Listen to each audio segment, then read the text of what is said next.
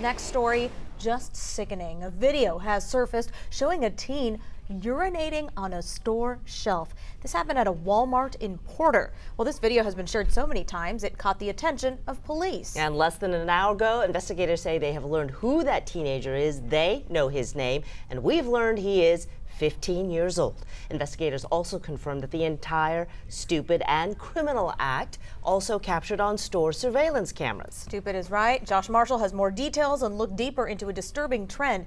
People doing disgusting things in grocery stores. This trend, Josh, needs to stop.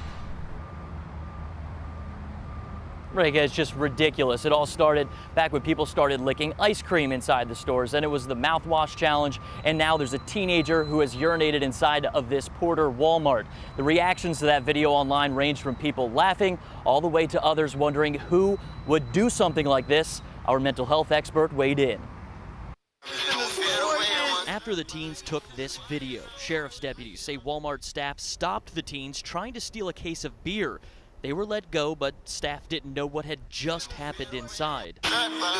In a statement, a Walmart spokesperson said the area was sanitized and called the teenagers' conduct outrageous and disappointing. There's definitely a problem we have in society. KHOU mental health expert Bill Prasad says whether these people are licking ice cream, spitting in mouthwash, or urinating, people online can't seem to look away. The brain is wired to be attracted to unusual things, so at times we just can't look away. Prasad says the same type of person committing these disgusting, illegal acts is usually trying to get famous online, no matter what the cost. Sometimes there is a relentless search for notoriety, even if it means humiliating yourself. Each video has swept across the country online. The shares, views, and reactions continue to feed the fire. These people at times have low self-esteem.